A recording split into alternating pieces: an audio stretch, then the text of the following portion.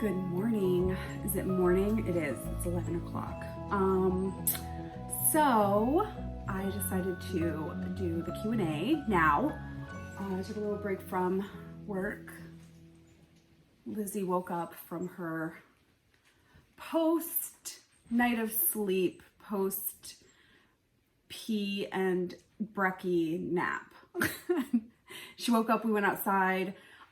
She used the potty and then came back and laid down. It's a rainy day here today. Hold on. Okay.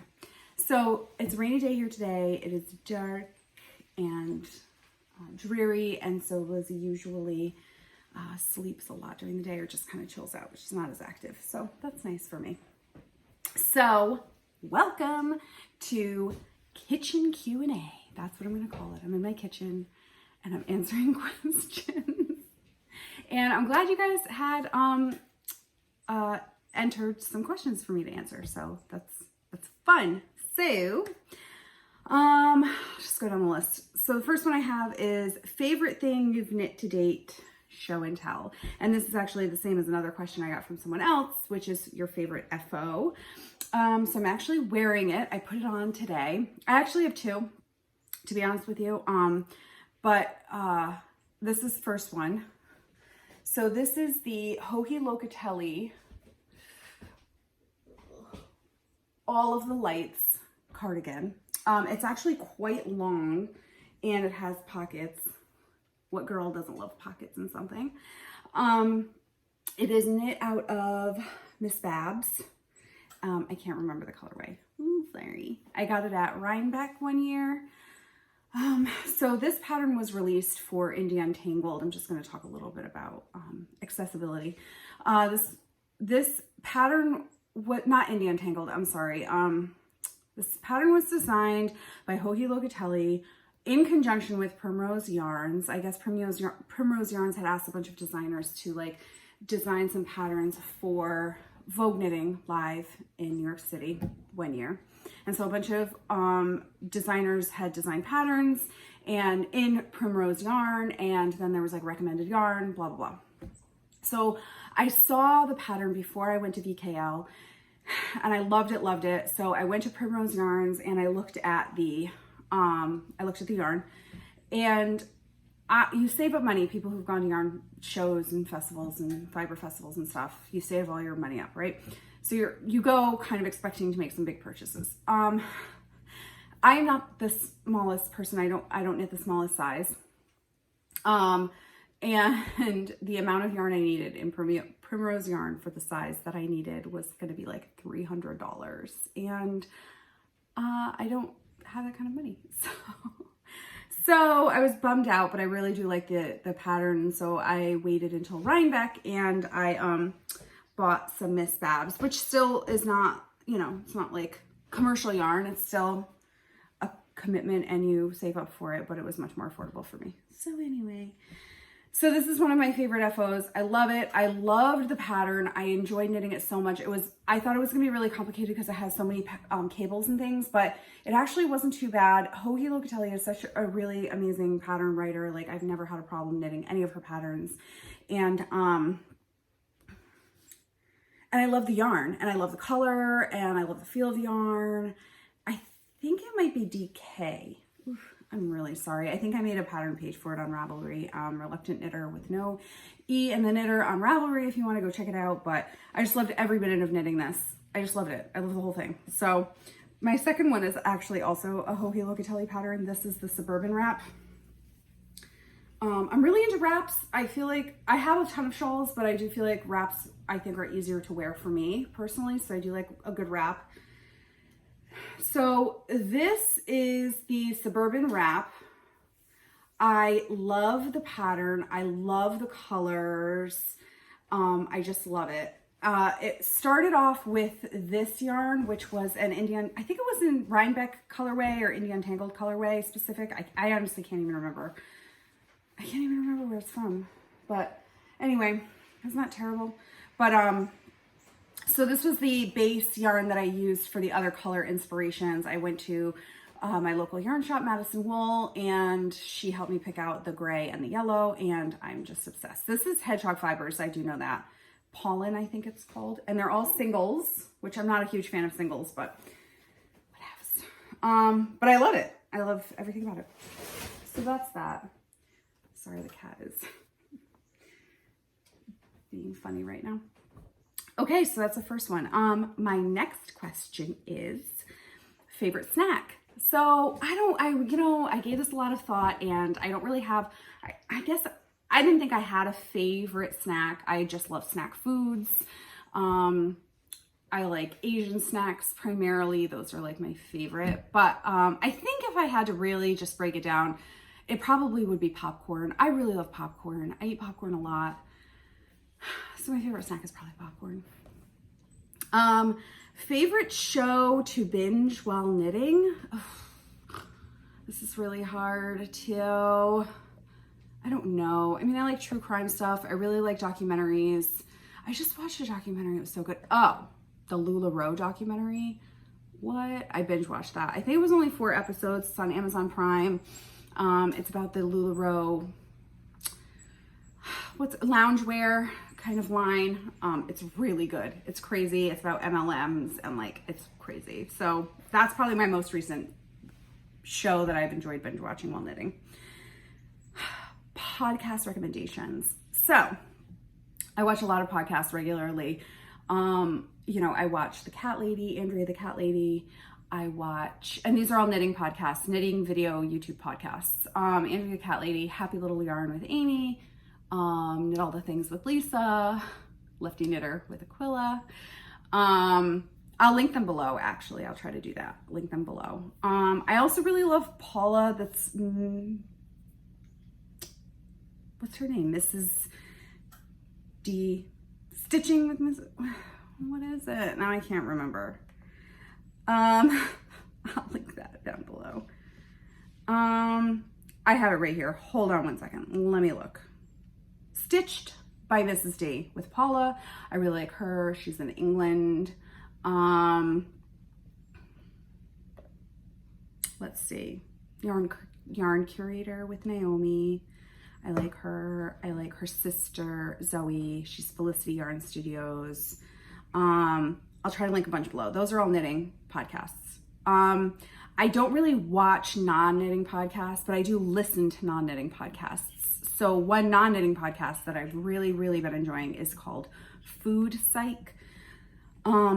It's all about intuitive eating and anti-diet culture and health at every size. And I've just really been liking it. It's very informative. It makes a lot of sense to me. So I've really been liking that right now. I think that's it as far as, oh, you know what the other one I love is? Opportunist, The Opportunist. There's 4 seasons now. I think it's in its 4th season, but it's only like four parts or 5 parts at a time. So that is about people who've capitalized on other people, like taking advantage of opportunities they've seen. So that's actually really good. Okay, so this next question was very, very hard for me to answer. It actually took me like a long time, like a full day to even just think about what the answer to this question would be. What is your biggest pet peeve? So, I mean, I have a lot of pet peeves. I'm a very irritable person, I guess, and a lot of people have pet peeves, right? But I was trying to think of a pet peeve that did not make me sound like a total jerk. Like, I hate the sound of people breathing. I mean, that's a terrible thing to say, right? So I was trying to think of like a funny, like a funny, weird pet peeve of like, why would that bother you? So I have 2 actually. The first one is when people say extraordinary. I hate that. I hate it. First of all, I don't really love the word to begin with. It's not that I don't use it or I don't like what the word means. I don't like the structure of the word. The structure of the word is extraordinary. Wouldn't that mean extraordinary, like more ordinary? That's besides the point. The word's been around for like forever and ever, whatever. I don't like when people say extraordinary because when you say it like that, it sounds more ordinary. Extraordinary is different than extraordinary. I hate that. Okay. Second, sorry if anybody is watching does that. I don't mean to alienate anybody. Second pet peeve is when people say about anything really, but specifically in like weight loss commercials, whether it's like for a food thing or an exercise thing. But in general, I hate it when people say, if I can do it, anyone can do it. Why? Why are your circumstances so much more challenging than anybody else's circumstances? You have the worst circumstances. You've overcome the most ever to accomplish this thing. So if you can do it, I can do it.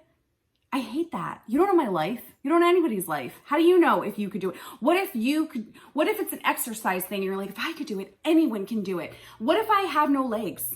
Like, and I can't do the workout video? Like what? I hate that expression. I hate it. Can you see how amped I get?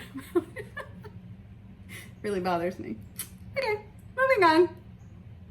What is your go-to music when you're driving, cleaning, etc.? So I usually listen to podcasts or like audiobooks when I'm driving, but when I'm home and I'm like cleaning or painting or doing whatever, outdoor stuff, I really love folk music. It's one of my favorites. So I like older folk music too, but I like, new folk music like the Lumineers and Mumford & Sons and things like that. So I actually listen to Pandora's station. I don't have a streaming music service. I don't pay for streaming music because I just don't listen to it enough to really justify the cost of it. But I listen to Pandora and I listen to the Indie Folk Revival station. And I love it. It's so good. That's my go-to music right now. Right now anyway. What would your perfect day look like? So I'm sure it depends on like where I'm at in like my life, but right now, my perfect day is kind of like a day like today, like rainy, but when I have nothing to do. I don't want it to rain when I have stuff to do. Like when I'm home all day, this is the perfect day. I'm home all day.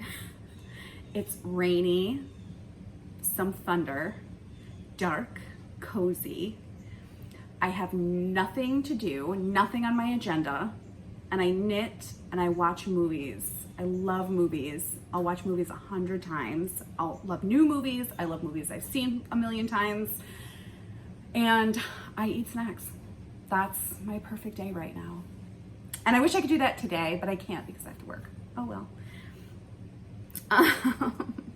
What is your favorite color? I don't have one. So I am a girly girl and I really do love pink and purple and stuff like that. But I do also really love, like for clothing, I think my favorite color, my favorite like neutral to wear is navy. I really love navy. That's my favorite neutral. But I don't really have like a favorite color. But thanks for asking. Okay.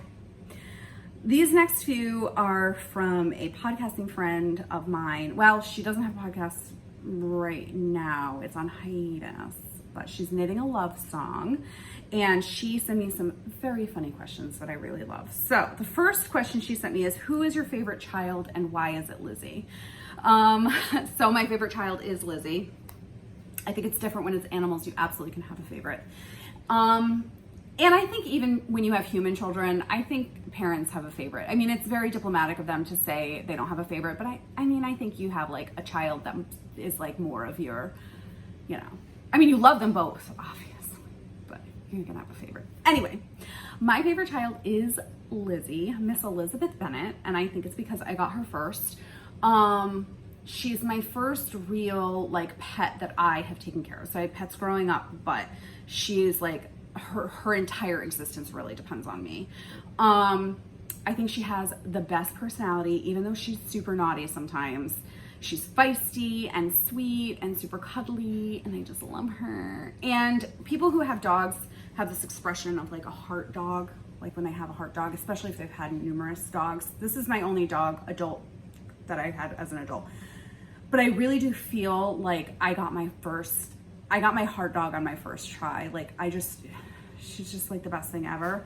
And so then like my husband and I had really talked about like when we first got her, like we wouldn't be opposed to getting another dog or having two at the same time or two Danes even.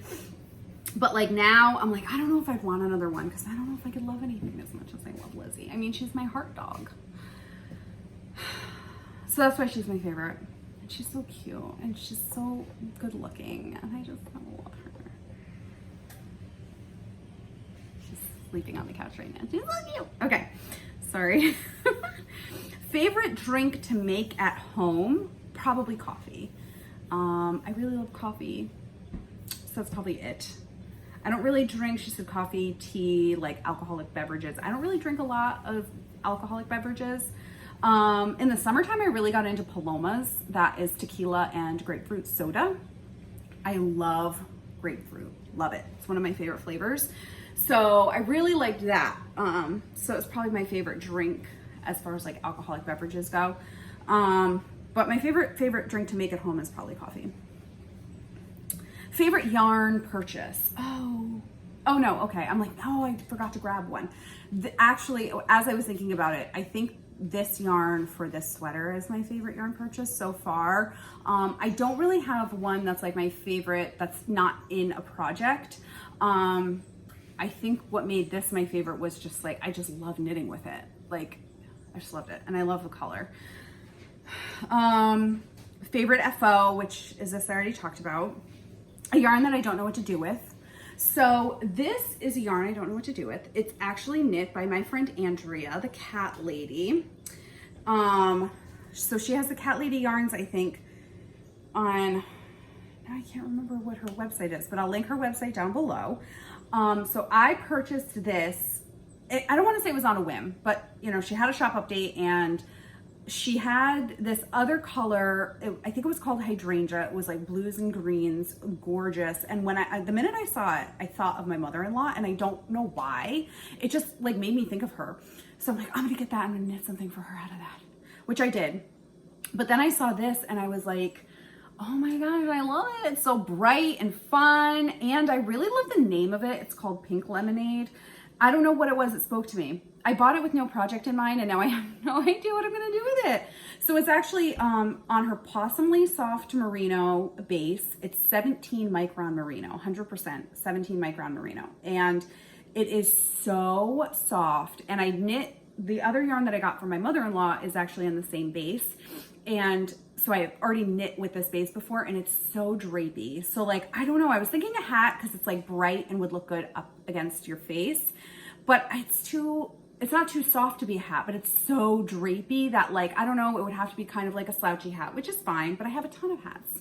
So then I'm like, oh, maybe like a cowl, which I like cowls. I don't have a ton, but I do like them. So since I don't have a lot, I have a lot of shawls, maybe I should make a cowl out of this, but I love it, but I don't know what to do with it. A yarn that reminds me of a friend. So this is actually just like a very commercial yarn. I got it at Joann's, I think. Scarfy, Lion Brand Scarfy. And the reason why this reminds me of a friend is because I just recently knit this. Was it knit? It was knit. So I knit a poncho out of it, a child's poncho, and a matching poncho for an American Girl doll. And I knit that for my friend's daughter. So it really reminds me of my friend because I didn't knit something for myself out of it. Okay, my next question is, if I could host a let's try this again. If I could host a knitting retreat, what would it be like and who would I invite? Okay, so I've actually was thinking about this because I'm like, maybe I should try to like plan something with some people. Just because like, I don't know, like I want to get away, like I haven't been on vacation in a while, like it would be so much fun. But I don't want to go to like an actual knitting retreat where like there's strangers and stuff that I don't know. Okay, I would probably plan it somewhere more rural, like in a cabin, like woodsy kind of, like very cozy retreat. I mean, obviously pie in the sky knitting retreat would be like England or Scotland or something. But like if I was gonna really actually try to plan one, it would have to be like around here in the US. But it wouldn't be so rural that like we couldn't get like food. So like it would have to be somewhere like very cool where we could like get some cool different kinds of food. Does that place exist? Probably. I don't know. Pacific Northwest would be cool. Portland would probably be awesome to have a knitting retreat. Anyway, there would be a fireplace and cozy chairs and charcuterie boards and wine. And then who would I invite? Okay. I mean, obviously my homegirls. So, you know, like Aquila and Andrea and Amy and Lisa, and obviously my sisters. Back that up. My sisters would be first, and then the podcasting ladies. And, oh, my Instagram friend who sent this question in, Kirsten, she would have to come. And my sister's friend Maria, she would come. Well, she'd be invited. I don't know if she'd come, but she'd be invited. And yeah, and that's it. Like, I don't think I would, I don't know. I think if it was real small, because that's a lot of people. That'd be hard. That's a hard question because I want to invite everybody. But then I also like intimacy. Like I like 5 people or less, like 5 people, 5 to 7. So it's tough, man. Maybe I'd have 2. I'll just host like 12 and then have like little of all of my friends. How's that sound? Anyway, yeah, because I really don't like a lot of people. And I know that 10 is not a lot of people, but it's kind of to me. And I wouldn't invite, like, wouldn't be open to the public. It's not like one of these things like buy tickets and now I have to like host this thing and have these prizes or give whatever. Like, it would just be very small, close friends. But it'd probably have to be in 2 because I want to invite too many people. And I want it small, like a 5 bed, like a place that sleeps 5. That'd be small. That's really small. Anyway, all those people make the list though. But anyway, but I'd have to split it up. I can't be overwhelmed. Okay. Next, favorite dessert. I don't think I really have one, to be honest with you. It really depends. So I like sweets. I do. I don't like sweets as much as I like savory. So, I mean, I like ice cream, but a little goes a long way. Like when I go anywhere, I usually get the kid size of anything ice cream because I just can't eat a lot of it. Like I'm good with that much.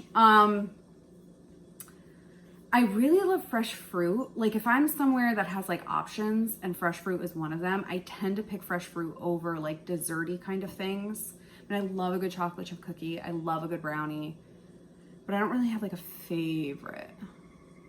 Probably if I had to pick fruit. Oh, how lame does that sound? It sounds so healthy and I'm not at all. Okay. Husband's favorite child, and why is it Atticus? This is very funny because it's actually not Atticus. Poor Atticus is nobody's favorite. However, that being said, Atticus is really working out much more than I thought he would.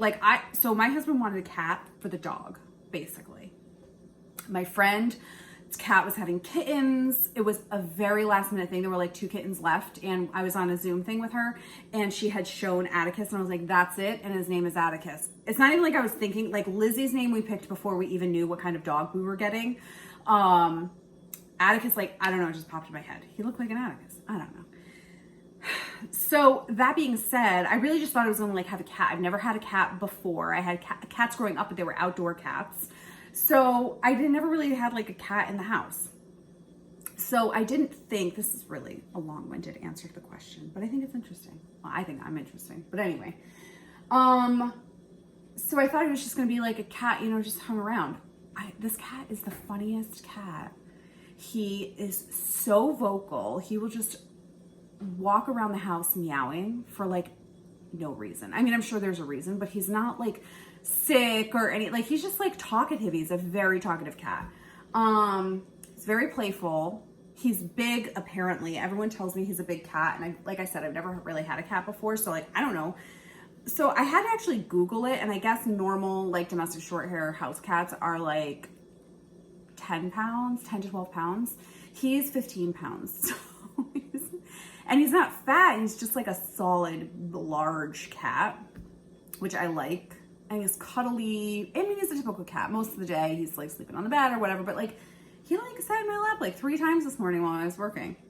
But anyway, regardless of all of those wonderful things about the cat and how much I love him, like I did not think I would love him as much as I do. He's nobody's favorite. Like, he's nobody's favorite. Lizzie is everybody's favorite. So Lizzie is actually my husband's favorite child. Favorite place to drive for alone time? There's a lot of things I like to do alone, and I guess this is another one. I guess it really depends. I used to go to the movies alone. That might be my favorite place. Maybe I just couldn't think of it because I haven't done it in ages.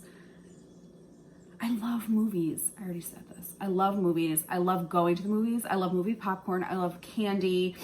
And I actually really love going to the movies alone. So maybe that's it. Ooh, I like going to the movies alone. I just haven't done it in forever and ever and ever. That's sad. I could probably start doing it now. I'm vaccinated, and usually I would go like matinee. So like if I go to a movie that's been out for a while and it's a matinee, which already people don't go to, midweek, I could probably be like the only one in the theater, or like completely social distance from someone. I mean, I went to a movie alone one time and there were like 3 people in the whole theater.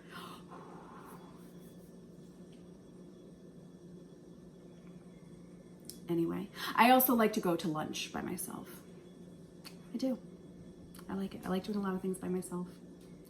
Thanks so much, guys, for sending in questions. I enjoyed this little chat, guided chat, because I had a purpose and I wasn't just rambling on and on. I did ramble a little bit. I'm sorry about that. But I'm not doing anything today. So there you go. I hope this was some content for you. Thanks so much. If you ever want to do another kitchen Q&A with me, ask me some questions and I'll answer them. You probably don't care and you're probably like, why did we ask her these questions? She's the most annoying person. No, I'm sorry.